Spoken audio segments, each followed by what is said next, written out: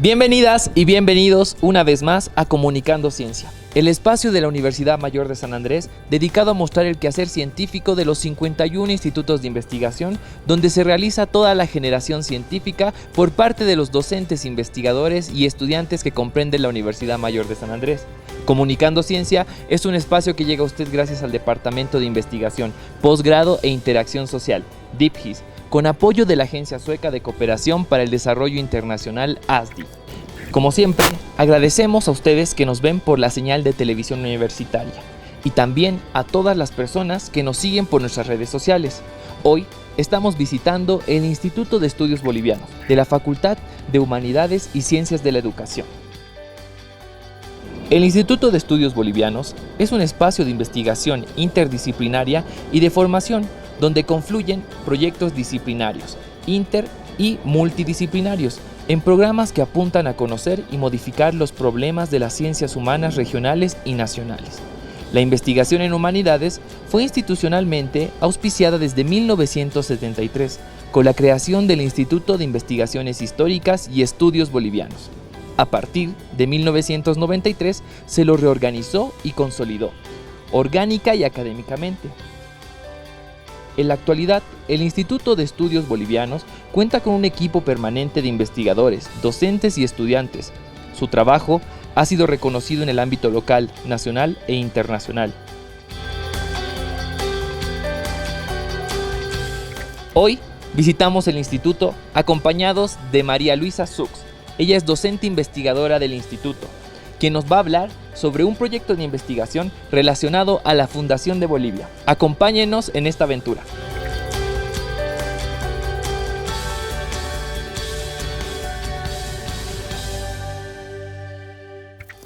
Estamos junto a la doctora María Luisa Sux. Ella es docente investigadora del Instituto de Estudios Bolivianos, perteneciente a la Facultad de Humanidades y Ciencias de la Educación. Nos va a hablar sobre un proyecto de investigación que realizó junto al apoyo de ASDI. El proyecto, titulado El complejo proceso hacia la independencia de Charcas 1808 a 1826. Acompáñenos en Comunicando Ciencia.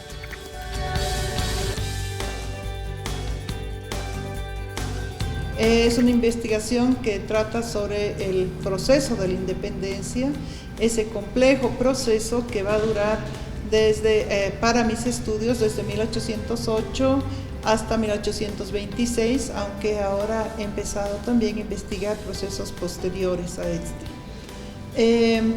Lo digo como un complejo proceso porque aborda no solamente la guerra, sino las luchas sociales, la participación indígena, la participación de la mujer, la geopolítica de la lucha, los temas de fronteras, los temas de relaciones internacionales o relaciones regionales, y lo que hace que sea pues un tema de nunca acabar. Empecé mi trabajo relacionado con el tema de independencia en mi tesis de maestría para la Universidad Internacional de Andalucía y me concentré en el tema del área rural en esta etapa con base en el pueblo de Laja.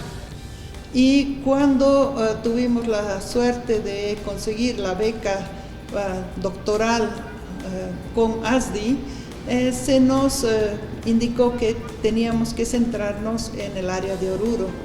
El equipo de investigadores de historia, que estaba conformado por Jimena Medina Celi, Magdalena Cajías, Pilar Mendieta y yo, vimos que en Oruro se planteaban nuevos retos para investigación, porque antes lo habíamos hecho aquí en La Paz. Y cada uno se centró en una etapa, en la etapa colonial temprana, en la etapa de independencia, la etapa de la guerra federal a fines del siglo XIX y finalmente ya una historia más contemporánea del siglo XX. Y a mí, debido a los trabajos que había hecho antes, yo me concentré en la etapa de la independencia en Oruro. Sin embargo, no se puede hacer esta no es una historia regional, sino que se centra en Oruro, pero aborda muchos otros proyectos, muchos otros procesos que se van a entrecruzar para un análisis más complejo de este proceso de independencia. tiene 4 miradas diferentes, 4 perspectivas de análisis diferentes, tomando en cuenta lo que dijo un historiador ecuatoriano, Carlos Landázuri, que el proceso de independencia era tanto un proceso que nos va a llevar desde ser una colonia a ser una república, pero también de ser vasallos del rey a ser ciudadanos, una segunda visión, que va a estar marcado por conflictos regionales, que es la tercera perspectiva, y finalmente que fue un proceso en el cual participaron muchísimos grupos, ¿no?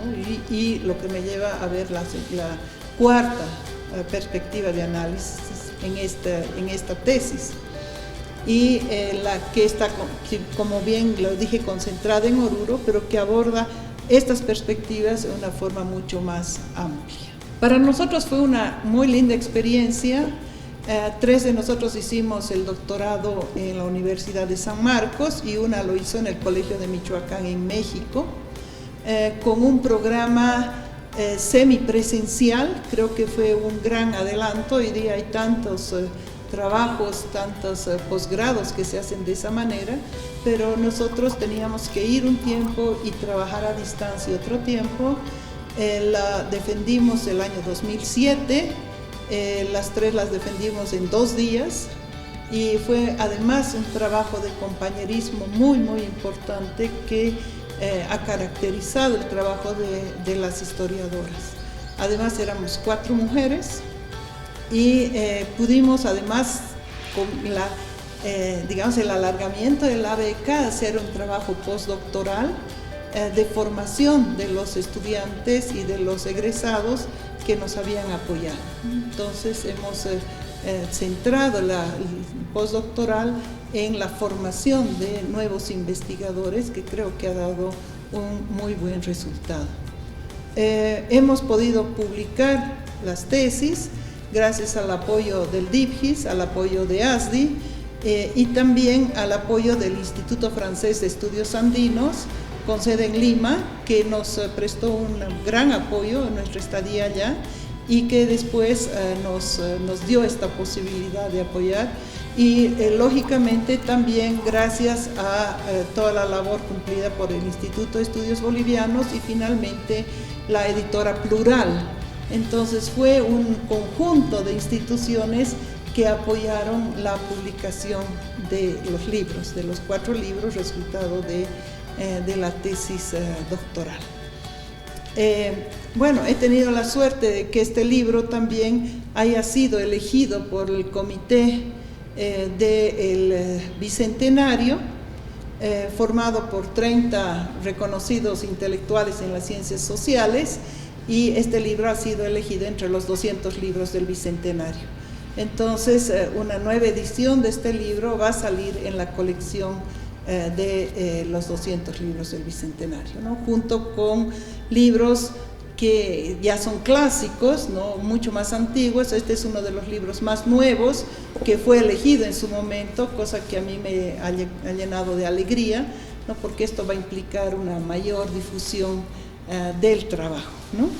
¿Qué es lo que yo puedo decir a partir de este trabajo sobre el proceso de independencia? Bueno, son en primer lugar esta complejidad, pero también un proceso de guerra, lo que no se vivió en otros lados, guerra que implica un constante movimiento de tropas, que se dio entre el ejército que los argentinos llaman del norte y nosotros del sur, que es en realidad el ejército de las provincias altas, ejército auxiliar, que va a llegar en 3 oportunidades, y por el otro lado el llamado ejército del rey, o ejército del sur, como lo llaman los peruanos, y nosotros del norte, que era el ejército que defendía, digamos, la posición realista, y que sin embargo no son solamente esos 2 ejércitos, sino que estos están aliados con población de la Real Audiencia de Charcas, es decir, del territorio de Charcas, ¿no? Para luchar durante 15 años. y eso muestra precisamente la complejidad. Se puede hablar que podría en determinados momentos ser una guerra civil, en determinados momentos, con dos ejércitos que se enfrentan, pero en otros momentos va a ser una lucha más bien de guerrilla, pero no esas guerrillas que se ha pensado eran esos grupos de personas que no sabían lo que querían, que era más el afán de aventura, sino un sistema de guerrillas, que es otro de los temas que yo trabajo, que está organizado por Juan Antonio Álvarez de Arenales y que implica digamos, son grupos de vanguardia del ejército rioplatense, pero que van a luchar con una estrategia de guerrilla. Por otro lado, también se ha podido mostrar la participación indígena, la importantísima participación indígena, inclusive con una sublevación indígena muy semejante a la de Túpac Katari, que entre 1810 y 1812 va a marcar toda la situación bélica en las zonas del altiplano y parte de los valles, dirigidos por tres personajes muy interesantes: Andrés Jiménez de León y Manco Cápac, que era prebendado de la catedral en la ciudad de La Plata; el cacique Aguilario de Titichoca, cacique de Toledo en Oruro; y por otro lado Juan Manuel de Cáceres, que era el escribano de la Junta Tuitiva. Todos ellos van a organizar este movimiento indígena, pero que era un movimiento indígena también de alianzas, también de inclusión, porque estaban aliados con los cochabambinos y estaban aliados también con otros grupos de criollos y mestizos. En este contexto se va a dar un nuevo cerco a la ciudad de La Paz, casi desconocido, es el cerco de 1811, que también lo trabajo. ¿Por qué? Porque Aguilario de Titichoca va a ser importante en todo este movimiento anterior y también posterior, ¿no? Aunque él va a morir en la zona de Uyuni en 1813. Otro aspecto importante en el trabajo de tesis es el de la formación de la ciudadanía, ¿no? Y el cambio que se va a hacer de ser súbdito del rey o vasallo del rey a ser ciudadano de una república, ¿no? Y de qué manera la Constitución de Cádiz y las Cortes de Cádiz y los cambios que se van a dar tanto en España con todo el movimiento de Cádiz, como en la zona del Río de la Plata, después de la Revolución de Buenos Aires, la población de Oruro y de toda la región de Charcas va a estar entre ser súbdito, que es de acuerdo a un sistema de antiguo régimen, y también en otros momentos tratar de ser ciudadano.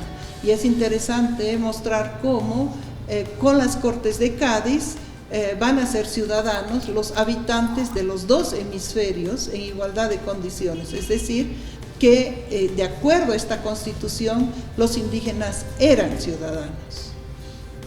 Y esta historia va a concluir en mi trabajo con la Constitución de 1826 y todo el debate que hubo para incluir o no a las personas que sabían leer y escribir en la ciudadanía, ¿no? Que va a resultar como una discriminación, digamos, contra las personas que no sabían leer y escribir, y entre ellas estaba, lógicamente, la gran mayoría de indígenas. Ni hablar de las mujeres, porque ellos ni siquiera se les ocurrió hablar sobre el tema de mujeres en ninguna de estas discusiones. Y también el tema de los conflictos regionales que podrían haber surgido, ¿no? Conflictos entre Oruro y Cochabamba, conflictos entre autoridades mayores y menores, conflictos entre los cabildos y las nuevas organizaciones, pero también conflictos entre el área rural y el área urbana.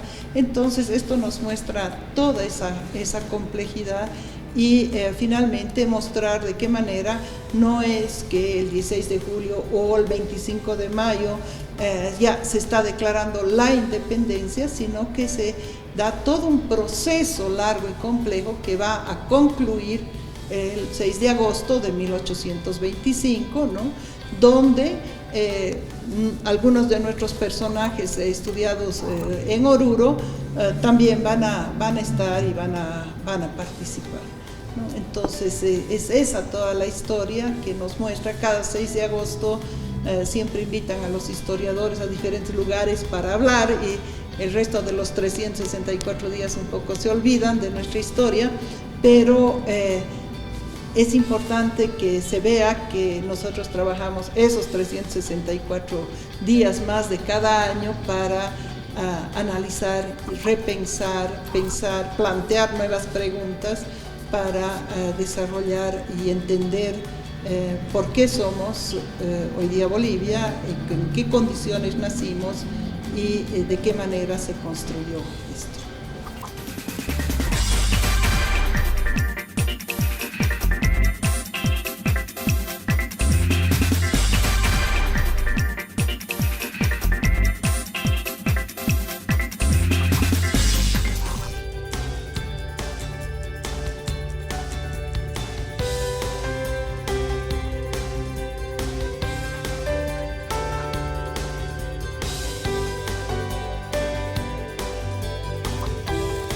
Doctora Sux, cuando nos comenta todo este tema, sabemos que Bolivia se funda en 1825, pero en 1826 ya teníamos una constitución política.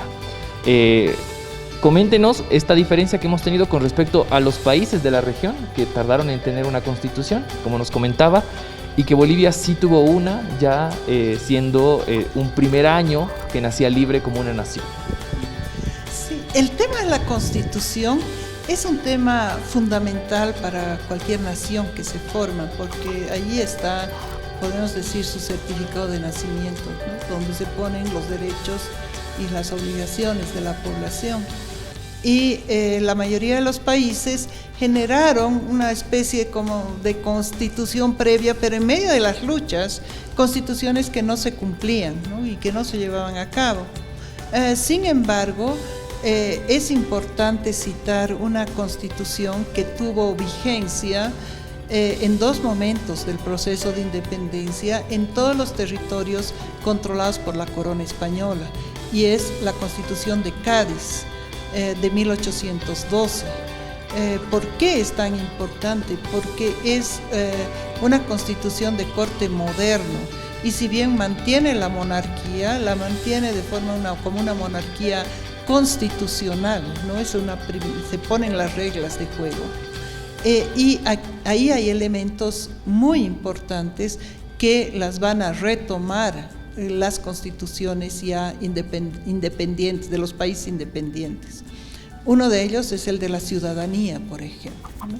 Esta ciudadanía en las Cortes de Cádiz, en la Constitución de Cádiz, es mucho más amplia de la ciudadanía que se va a manifestar posteriormente en las nuevas naciones, porque establece que son ciudadanos los habitantes mayores de edad de uno y otro hemisferio, es decir, en igualdad de condiciones, aunque con menor representación, pero en igualdad de condiciones de ciudadanía, los habitantes de España y los habitantes de América.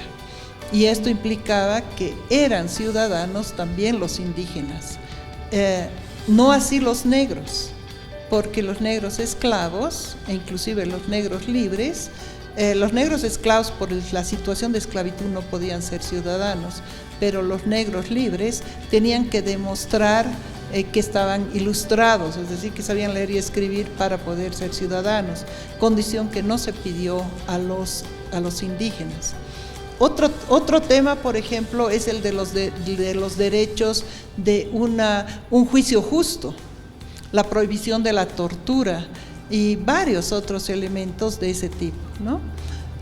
Además se crea pues las mismas Cortes de Cádiz, que a través de la Constitución se llegan a conformar como una especie previa, digamos, a un poder legislativo, porque son ellos los que dictan las leyes y el rey es el que promulga las leyes. Esto va a estar en vigencia entre 1812 y 1814, que es cuando retorna el rey Fernando VII y se vuelve nuevamente un sistema absolutista, ¿no? pero también va a estar vigente entre 1820 y 1823, que es cuando se dictan nuevas leyes, por ejemplo, un código penal que va a ser la base de nuestro código penal. Una vez que se crean las naciones, también van a buscar tener algunas constituciones, pero algunos países van a tardar mucho tiempo, por ejemplo, es el caso de la Argentina, que tenía muchos problemas de unificación, digamos. Primero van a ser confederación, después van a ser federación y finalmente van a establecer una constitución ya en la década de 1850. En cambio en Bolivia no, al año siguiente se establece la constitución, la llamada constitución bolivariana, porque es Simón Bolívar el que va a mandar el borrador de esta constitución y que ha generado algunos debates entre los constitucionalistas, digamos, que son más que nada abogados, ¿no?, que se dedican a este tema. Para algunos está basado en las constituciones francesas, ¿no?, y desde mi punto de vista tiene muchos elementos en común con la Constitución de Cádiz. Pero lo interesante es poder analizar cuál fue el debate que se dio en la Constitución. Generalmente se analiza lo que dice la Constitución, pero no el debate que genera. Y en el Archivo y Biblioteca Nacionales de Bolivia está la documentación y está toda las actas de lo que se está trabajando y de los debates que hay. Y por ejemplo, en el caso de la ciudadanía, surge un fuerte debate entre los que querían mantener esta ciudadanía tan amplia como la que había habido en Cádiz y los que querían restringir la ciudadanía con un discurso de que tenían que ser ciudadanos los ilustrados, los que sabían leer y escribir, porque de esa manera este ciudadano ilustrado iba a ser más responsable y podía formar parte del poder electoral que estaba también puesto en esta Constitución. ¿Solo los ciudadanos eran las personas ilustres? ¿Qué pasaba con las personas que no eran ciudadanos? ¿Qué términos se les daba? ¿Dónde se amparaban estas personas? ¿Seguían siendo esclavos o cómo se los entendía, no? Bueno, el tema de la esclavitud va a ser una historia larga porque sí se va a declarar, Bolívar ya declara que se acaba la esclavitud, pero en la práctica la esclavitud va a llegar hasta la época de Belzu, ¿no? Y ahí no hay debate, el esclavo no puede ser ciudadano porque hay una contradicción muy fuerte. El tema tampoco va a pasar por las mujeres porque nadie debate que alguna mujer pudiera ser ciudadana, por más que sepa leer y escribir, porque las mujeres eran consideradas menores de edad y estaban bajo la tutela de su padre o del esposo, qué sé yo. Entonces nadie debate ese tema de las mujeres. El tema va a centrarse en los indígenas, en los indios, ¿no?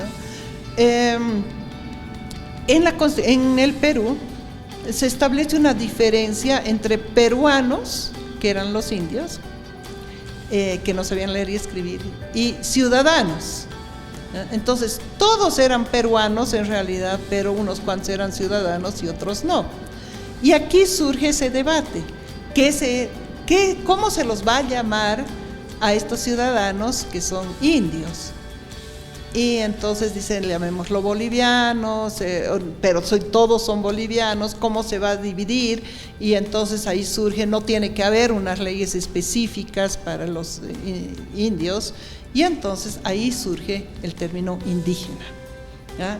Y entonces es eso lo que se va a establecer, y a lo largo de nuestra historia vamos a tener leyes especiales para los indígenas.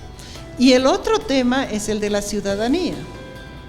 Hay algunos diputados que dicen, no se necesita saber leer y escribir para saber qué es lo que se quiere. Y además, esta población es la originaria.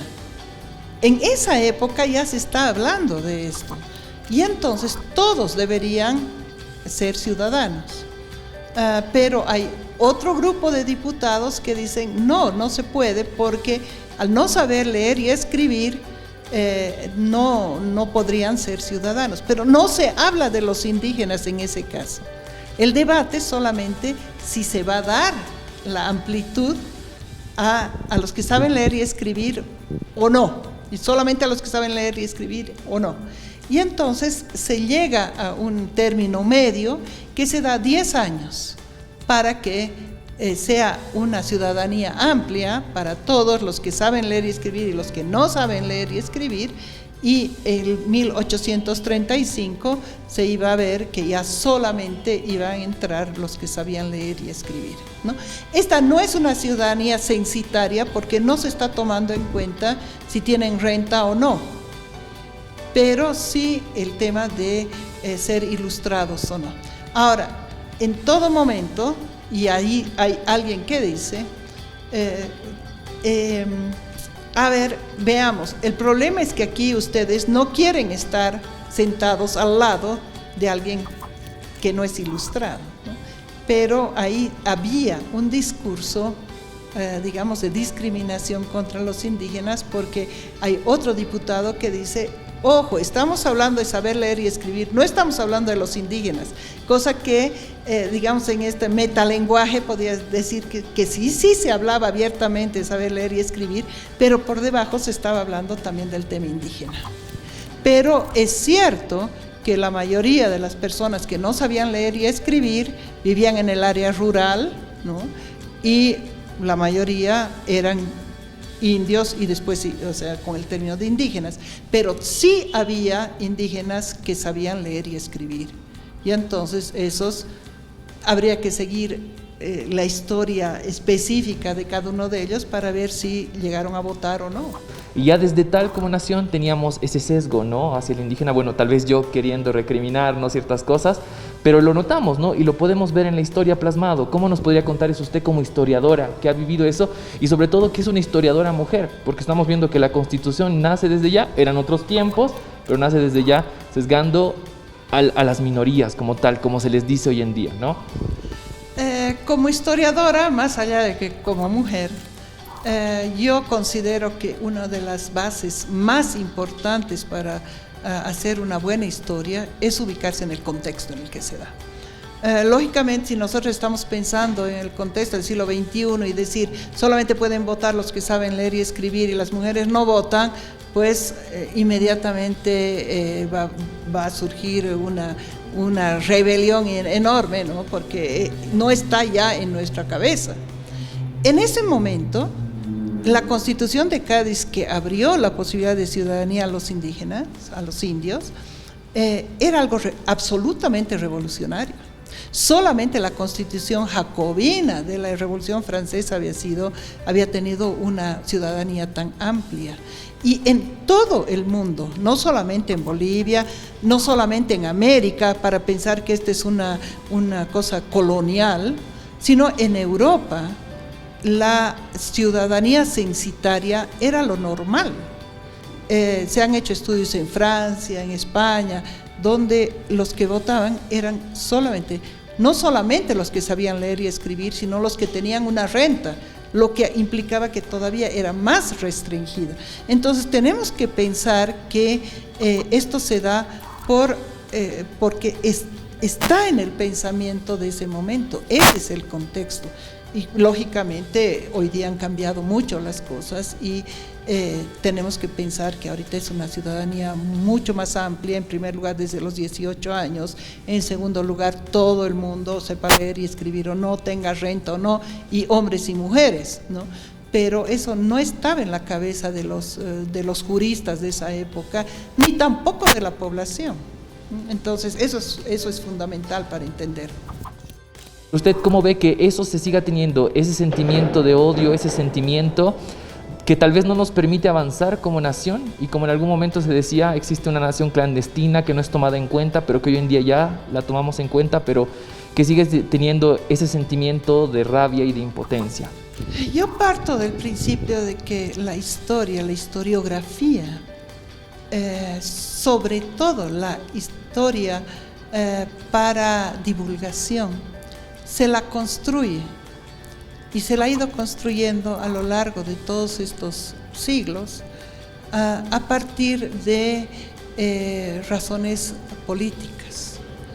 Entonces, cuando he hecho un análisis, he hecho una investigación sobre este tema y los currículums de la enseñanza de la historia, me he centrado en ver lo que es la historia patria, ¿no? Esa historia que se repite y que se desfila con teas y que se habla y que se dice en todos los discursos, que está en los colegios, que está en se hacen películas sobre esto, etcétera, etcétera, ¿no? Y tenemos diferentes historias que se van a ir construyendo a lo largo de estos años. En el siglo XIX la historia patria era fundamental porque estaba dando la identidad a esa nación que se estaba construyendo. Entonces, por eso que se va a dar tanta importancia al estudio del proceso de independencia. Y para explicar esto, este surgimiento de la nación, generalmente se establece quién es el enemigo, digamos, y en este caso el enemigo era pues los españoles, ¿no? Pero no los españoles de ahora, sino los españoles que estuvieron allá. Posteriormente, cuando se da un nuevo paso, digamos, en nuestra historia, se deja de lado el caudillismo, que eran los militares, porque esta primera historia cívica está muy ligada a los héroes militares, desarrollar el tema de la guerra, etcétera. Cuando pasa el poder a los civiles, se empieza a criticar a lo que viene antes, que eran los caudillos militares, y entonces se habla al estilo Alcides Arguedas, ¿no? Todos fueron unos caudillos bárbaros o caudillos letrados y por eso no nos pudimos formar como nación, ¿no? Y eso pasa también a los colegios y pasa a las horas cívicas, ¿no? Y ahí está el malo de Melgarejo y el ignorante de Morales, etcétera, que esa es también una construcción posterior, ¿no? Cuando viene la Revolución Nacional, hay que también en su construcción política se va a mostrar una posición en contra de los españoles, de los caudillos, pero también de la rosca, ¿sí? Entonces, no podemos ser nación, ¿por qué? Porque los españoles, porque han venido los caudillos y porque los liberales se han preocupado solamente de sí mismos, ¿no? Entonces la rosca, etcétera, etcétera. Nosotros vamos a formar a esta nación mestiza, que es la nación del 52. Y esa historia oficial está nuevamente en los textos escolares, está nuevamente en la currícula escolar, está en los actos cívicos, etcétera, etcétera, ¿no? Eso llega hasta que se crea el Estado plurinacional. Y de la misma manera que se ha ido dejando de lado, ¿no? Entonces se crea a través de la currícula del Avelino Cignani, pero también de los discursos cívicos, de los discursos políticos, esa historia donde ¿quiénes son los enemigos, no? Los enemigos son nuevamente los españoles, nuevamente los caudillos, los liberales, y se trata de tapar los avances de la Revolución Nacional, ¿no? Ya no es mestizaje, ya no son los mestizos, ¿no? Entonces es el Estado plurinacional. Y hay que analizar lo que se dice hoy día, no solamente con lo que se dice hoy día de la descolonización, todo ese discurso que hoy día es políticamente correcto, sino que hay que analizarlo en la forma como se ha ido construyendo este discurso, ¿no? Que nos está mostrando de qué manera la historia oficial hoy día ha seguido las mismas pautas que se han seguido en otros momentos de nuestra historia. Entonces, hoy día el discurso de descolonización trata de tapar, trata de denigrar, digamos, y de sacar fuera a los principios de las otras etapas de nuestra historia. ¿Por qué? Porque es un sistema político que yo llamo hegemónico, es un sistema político que quiere ser fundacional. Nosotros hemos fundado un nuevo Estado, el Estado plurinacional, con estas bases, ¿no? Igual que hizo el Estado del 52, igual que hizo el liberalismo, igual que se hizo el 6 de agosto de 1825. Entonces, es más complejo que decir, sí, es cierto, lógicamente que siempre va a haber en la historia los que tienen el poder y los que no tienen, que va a haber abusos, que va a haber explotación, pero hay que analizarlo cada uno dentro de su contexto y ser, digamos, respetuosos de lo que los otros han pensado antes, ¿no? Y si hay una historia oficial que está hablando mal de lo que ha habido antes, tratar de analizar por qué y cuál es el discurso que está debajo de todo eso.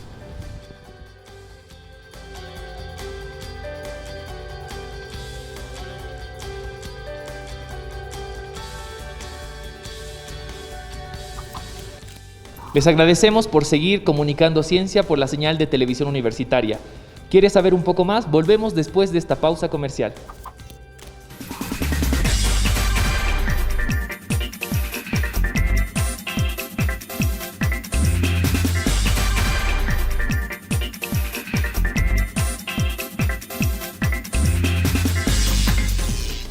Gracias por seguir en Comunicando Ciencia. Les agradecemos a todos los que nos siguen por nuestras redes sociales. Seguimos con la doctora María Luisa Sux. Ella realizó un proyecto de investigación y publicó, producto de ello, un libro titulado La paz en su ausencia, que habla sobre el rol de las mujeres de la paz durante la independencia de Bolivia. Y bueno, le puse el nombre de La paz en su ausencia porque desde mi perspectiva de análisis teórico, yo pensaba, bueno, ¿qué es lo que ocurre con las mujeres cuando los hombres se van a la guerra o se mueren? Entonces se quedan solas y entonces tienen más paz que cuando estaban con el marido. Y entonces está la ciudad de la paz en la ausencia de los hombres, pero también la paz de las mujeres a veces en la ausencia del marido. Y trata justamente desde, digamos, esa perspectiva, cómo se vive la ausencia desde diversas perspectivas. He ido construyendo historias, ¿no? Historias ligadas a cómo manejaban sus haciendas, cómo se relacionaban con sus amigas, ¿no? Con las caseras del mercado, de qué manera buscaban tener joyas que no era para lucirlas, sino que era más difícil que el marido les quitara las joyas a que les quitara la plata. Entonces el tener la dote en joyas era una seguridad para estas mujeres. Y en medio de esto también cómo sufren las mujeres cuyos maridos, por ejemplo, las esposas de los protomártires de la independencia que mueren, ¿no ve? Que los matan. Y entonces, claro, ahí hay historias antiguas, digamos, ligadas a las familias, donde las muestran como heroínas y un poco también desarrollo eso, qué es lo que hacen.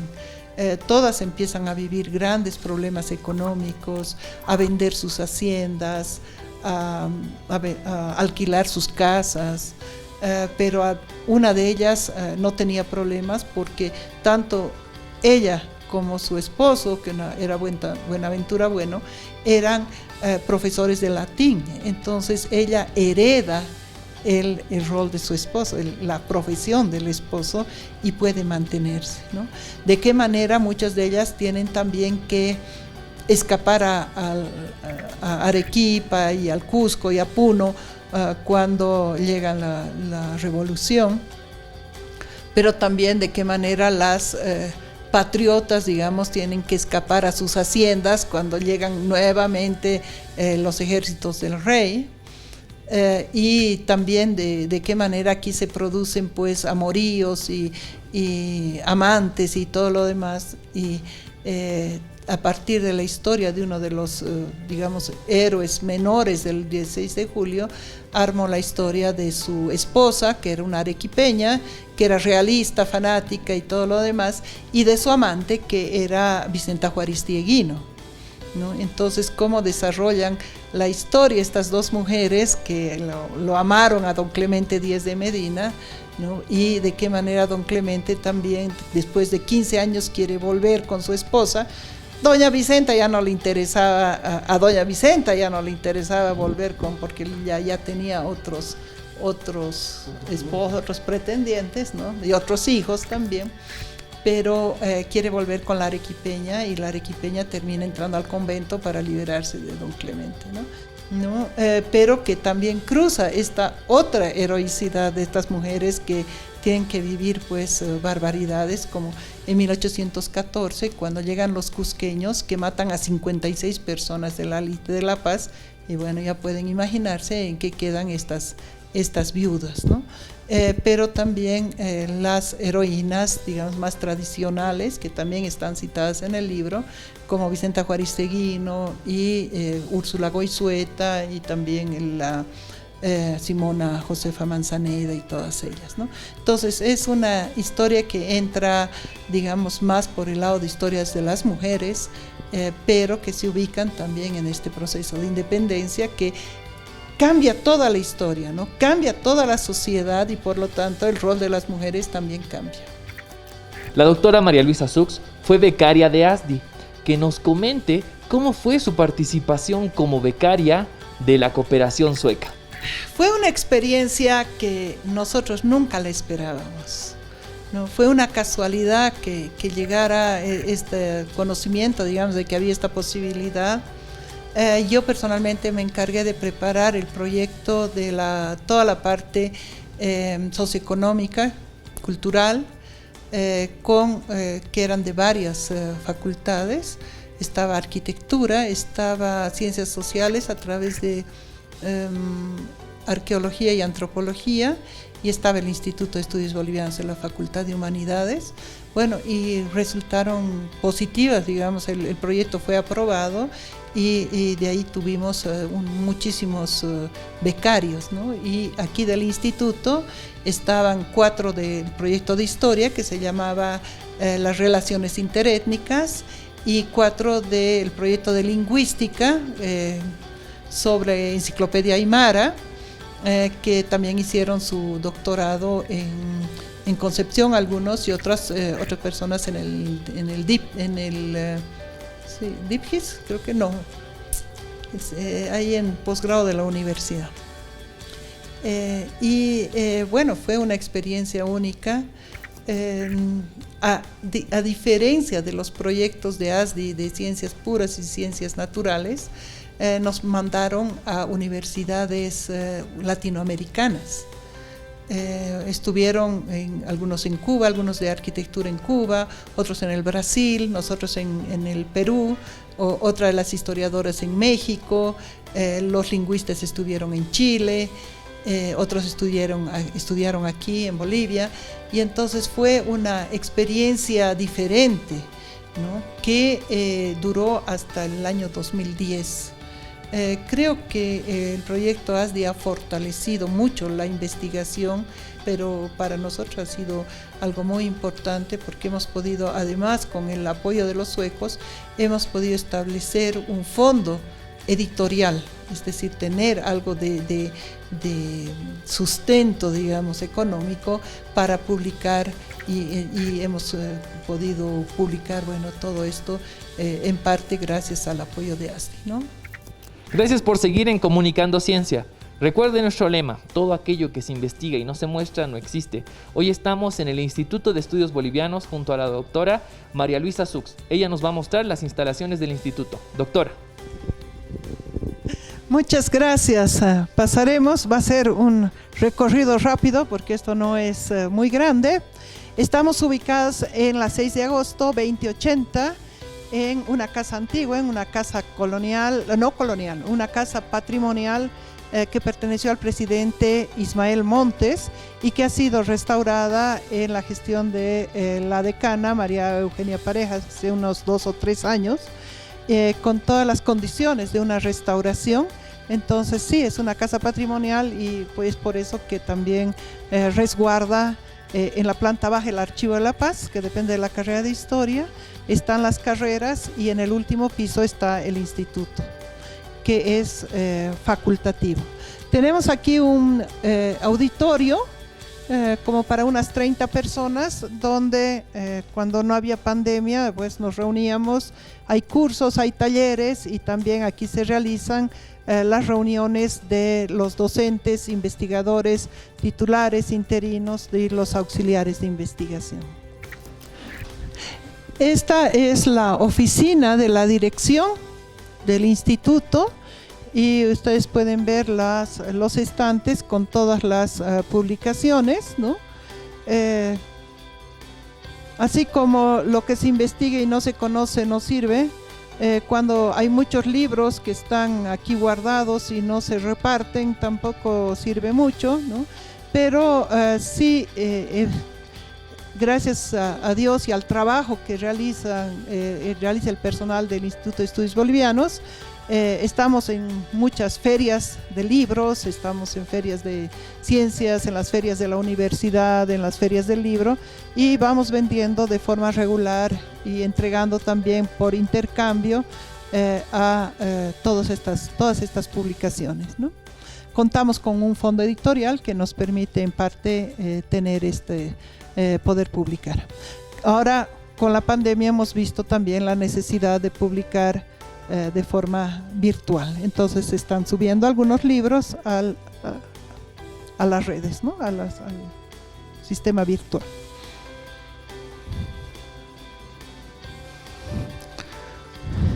Aquí podemos ver que se nos ha llegado recién y estamos recién para repartir. Son los últimos números de la revista Estudios Bolivianos, que sale 2 veces al año y que está en proceso de reconocimiento, ¿no? a nivel internacional.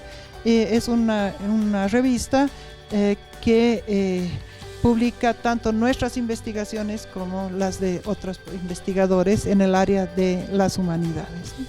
Esta es la secretaría, ¿no? Que es pequeña, como ustedes pueden ver, y bueno, tenemos todo nuestro archivo.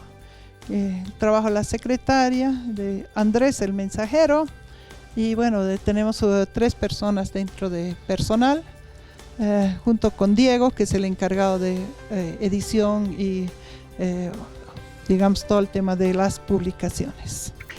Esta es nuestra sala de computación, ¿no? Que está abierta para los investigadores y para los auxiliares de investigación, aunque debido a la forma como nosotros investigamos, hacemos más trabajo en archivos o, por ejemplo, los de literatura, más trabajo en bibliotecas y entonces no necesitamos tanto espacio porque no necesitamos realmente un laboratorio como pueden necesitar otros institutos, ¿no? Pero de todas maneras aquí está nuestra sala de computación y podemos subir al último piso.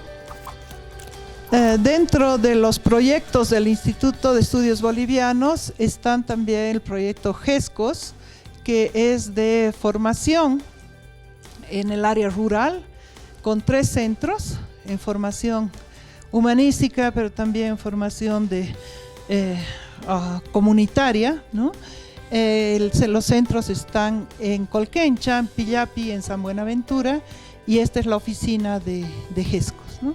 En realidad ellos trabajan ahora de forma virtual algunos momentos, y por otro lado trabajan en las sedes. Aquí está más que nada la parte administrativa de los GESCOS, ¿no? Esta es nuestra, digamos, área de interacción social y recién se está desarrollando en los últimos 2 años.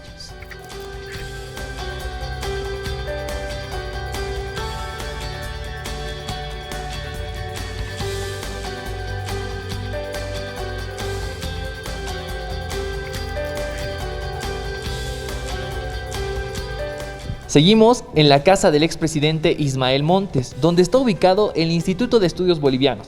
Estamos junto a la doctora María Luisa Sux. Le vamos a preguntar sobre lo que nosotros preguntamos en Comunicando Ciencia. Es el lema que tenemos, que todo aquello que se investiga pero no se muestra no existe. Doctora, ¿cuál es la importancia de que se realice investigación en historia para usted como historiadora? Para la historia, para la carrera de historia, para el instituto, la investigación es fundamental, porque si no se repite todo el tiempo lo que siempre se ha dicho y no hay ningún avance. Y además es fundamental la investigación en historia, porque es a partir de esa historia que se construye nuestro país, que se construye nuestra sociedad. Uno de los mayores cánceres de la sociedad es el olvido, y la historia nos hace recuerdo. La memoria histórica es fundamental para nuestro país, no solamente para la universidad, sino para toda la población de todo el mundo, para niños, jóvenes, personas mayores, profesionales, campesinos. Todos tienen su historia y esa historia es la que nosotros resguardamos y a través de la investigación damos a conocer. Doctora, como historiadora, como investigadora, quisiéramos que le dé a todos los jóvenes que la están viendo ese mensaje para que se dediquen o quieran dedicarse al mundo de la investigación. ¿Cómo los motiva? ¿Cómo los incentiva? Alguna vez dije que el trabajo del historiador es en parte un trabajo de detective, y creo que los jóvenes son muy curiosos. La educación debe fomentar la curiosidad y los jóvenes tienen que desarrollar esa curiosidad, y la curiosidad por el pasado, que nos explica también el presente, es fundamental. Nunca se olviden de sus raíces, ni del pasado, ni de lo que nos espera el porvenir.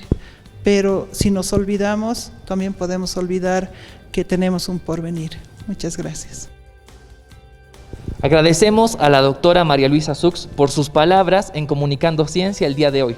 También a todos ustedes que nos han visto por la señal de televisión universitaria y a todos los que nos siguen por nuestras redes sociales. Recuerde que todo aquello que se investiga y no se muestra no existe. Los esperamos la siguiente semana con más ciencia en Comunicando Ciencia.